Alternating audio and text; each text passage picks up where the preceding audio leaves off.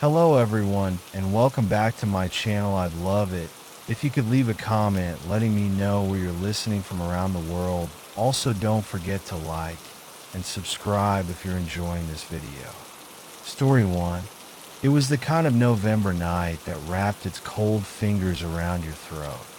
The air outside was sharp and biting, the kind that made your breath hang in the air like tiny ghosts. I was driving home from a late work trip. The highway stretched out before me like a black ribbon.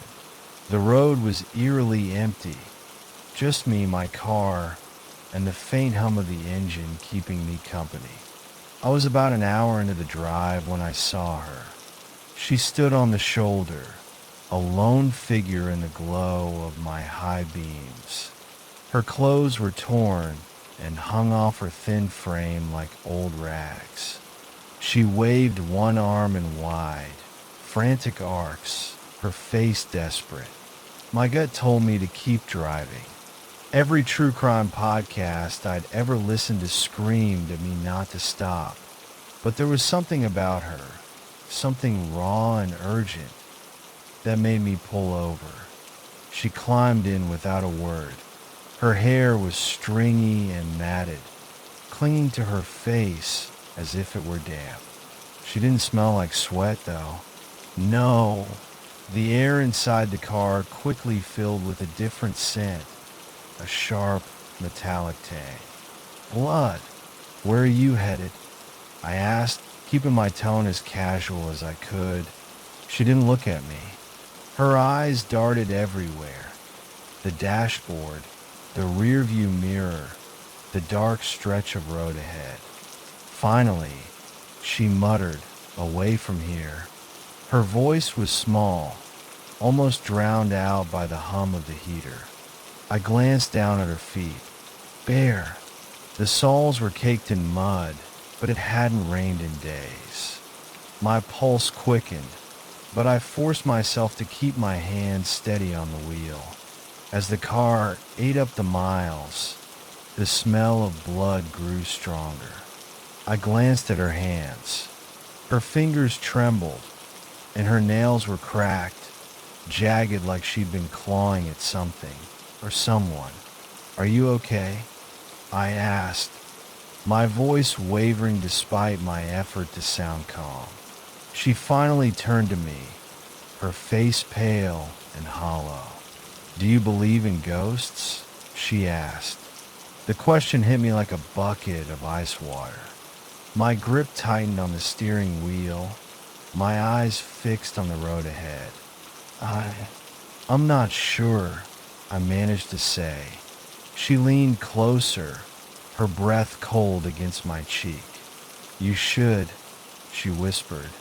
When I looked at her again, her eyes were no longer darting around.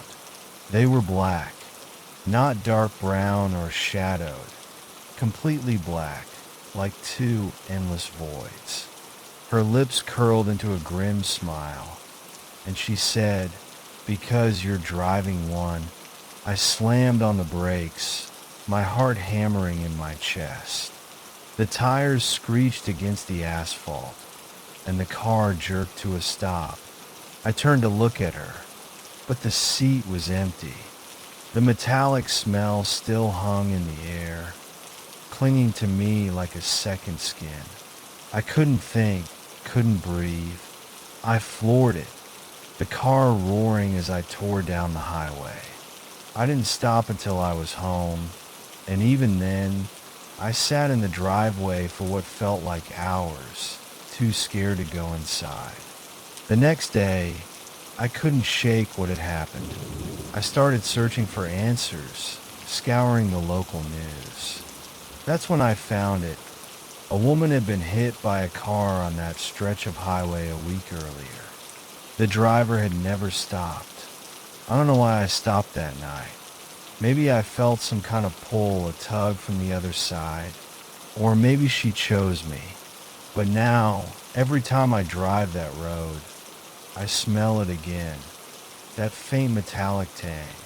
And sometimes, when I glance at the rearview mirror, I swear I see her sitting there, staring at me with those black eyes. She never really left. Story 2. The Arizona desert at night feels like another world. Quiet, vast, and so empty it almost swallows you whole. The horizon stretches forever, broken only by the faint glow of stars. My friends and I were cutting through that emptiness. The four of us packed into my old SUV, heading to a little motel in the next town. It was supposed to be a quick drive, just 2 hours. We were laughing, sharing stories, and playing music to stay awake. Then, somewhere around the halfway point, we saw them.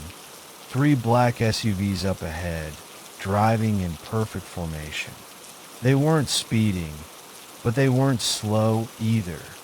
Just this eerie, steady pace, their tinted windows gleaming under the moonlight. At first, we didn't think much of it. Cars are cars, right? But when we tried to pass them, things got strange. I switched lanes, but the second I did, the SUVs moved too, perfectly synchronized, blocking us. Okay, that's weird, I said, trying to keep my voice steady. My friend Jake leaned forward from the back seat. They're messing with us. Try again. I did. I moved left. They moved left. I moved right. Same thing. It was like they were playing a game, and I wasn't sure I wanted to know the rules. Lay on the horn, Emily, my girlfriend, said from the passenger seat. I did, and that's when the lead SUV's brake lights flared red. All 3 vehicles slowed to a crawl, then pulled off to the side of the road in unison.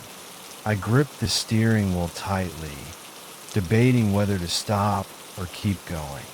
Jake, ever the brave idiot, said, "Pull over. Let's see what their deal is." "No way," I muttered, easing the gas pedal down. "We're not stopping." As we passed the SUVs, I glanced into the lead car. My stomach flipped. The driver's seat was empty. "Do you see that?" I whispered, my voice trembling. Emily turned her head to look. "Oh my God, there's no one in there." Jake and Mia, his girlfriend, craned their necks to see the other 2 SUVs. "They're all empty," Mia said, her voice barely above a whisper. My heart pounded as I sped past them, my headlights slicing through the darkness. For a few minutes, nothing happened. The road was empty again, and the desert swallowed the world whole. We started to laugh nervously, making excuses for what we'd seen. Maybe it was some kind of driverless tech test. Maybe we were just tired.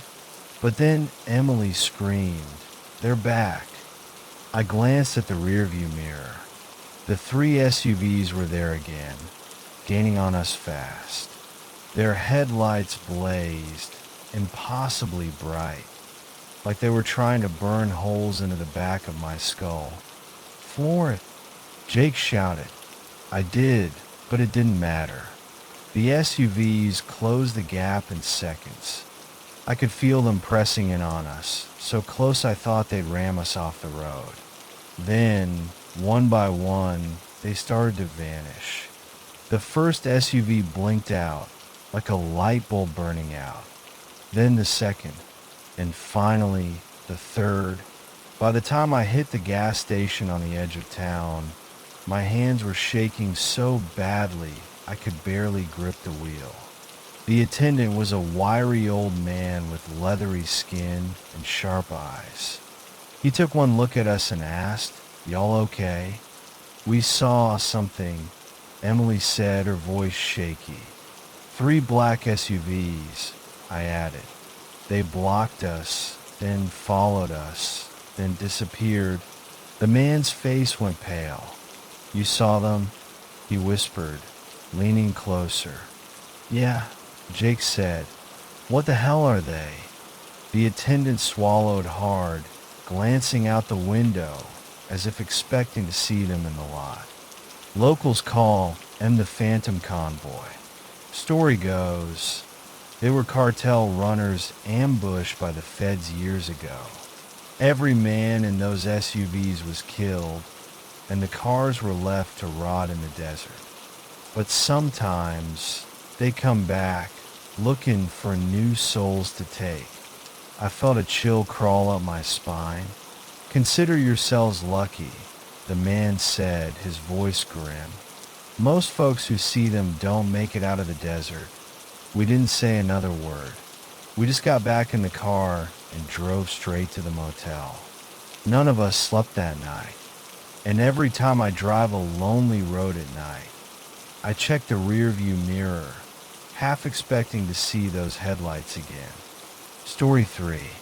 I should have known better than to trust my phone for directions in the mountains. The GPS had been glitching for miles, leading me down roads that seemed to coil tighter and tighter, like a snake closing in on itself. The sun was setting, smearing the sky with streaks of orange and blood red. I told myself it'd be fine. The cabin wasn't far, just another 20 minutes. When the GPS screen froze entirely, I pulled over to check my paper map, which, naturally, I had left on the kitchen counter at home. No signal, no way to call anyone. Great. So, I relied on the old-fashioned method, road signs. The wooden sign pointing to Tall Pine Cabin Retreat looked sturdy enough, but the arrow directed me down a dirt road I almost missed. It didn't feel right, but I figured a wrong turn couldn't hurt too much. The gravel crunched under my tires as I crept forward. The road twisted into the woods, the trees growing thicker, their branches arching overhead like skeletal fingers. The deeper I drove, the darker it got. The headlights barely cut through the shadows, revealing nothing but endless forest. That's when I saw him. A man stood in the middle of the road, illuminated by my high beams. He wore a red plaid shirt and jeans, the kind of outfit you'd expect from a local hiker or a park ranger. His arms waved stiffly, almost mechanically, like he was trying to flag me down but wasn't quite sure how human movement worked. I slowed the car to a crawl, my hands tightening on the wheel. Something felt off. His head cocked to one side as if he were studying me, and then I noticed his feet. They weren't touching the ground. He hovered a few inches above the dirt, swaying slightly, his boots dangling like dead weight. My chest tightened as I noticed his face. A grin stretched impossibly wide across his cheeks. It was a smile without warmth, without life. His eyes, though, they weren't smiling. They looked desperate, pleading, like they were screaming for help while the rest of him betrayed whatever horror he was trapped in. "Get out of here," I whispered to myself, a cold sweat breaking out along my back. I put the car in reverse. Slowly, carefully. The man didn't move, just kept grinning that awful grin. Then, as my headlights swung back to the road behind me, I saw them. Dozens of them. Figures lined the dirt road on either side, all floating, all grinning. Men, women, even a child or two, their faces lit by the eerie white glow of my taillights. They stood perfectly still, but as I kept reversing, they began to move. Not walk, not run, just float, their bodies gliding toward me like leaves caught in a slow, relentless current. Their grins widened with each second, stretching to the point of tearing. "Jesus Christ," I muttered, slamming the gear in a drive. I floored it. the engine roaring as the car jolted forward. The man in the plaid shirt blurred past me, his face tilting as if to watch me go. The figures on the roadside drifted closer, their hands reaching out as I sped past them. One of them, a woman in a tattered dress, brushed the side of the car. The screech of her nails against the metal was like a scream. My tires skidded on the gravel as the road curved sharply. For a moment, I thought I was going to crash into the trees, but then I saw the light, an open stretch of highway ahead. I burst onto the main road, my heart pounding so hard it felt like it might shatter my ribs. I didn't stop driving until I reached the nearest gas station. The clerk raised an eyebrow as I stumbled inside, pale and shaking. "You okay?" he asked, eyeing me like I might keel over. I told him about the road, about the people I'd seen. He frowned, his expression turning grim. Where exactly was this? I showed him the general area on the map taped to the counter. His face went pale. "That road's been closed for decades," he said. "Used to lead to a small village. Whole place burned down in the 80s. Nobody survived. Folks around here say if you drive through there at night, you'll see them." I didn't ask who them were. I didn't want to know. I never took a wrong turn again.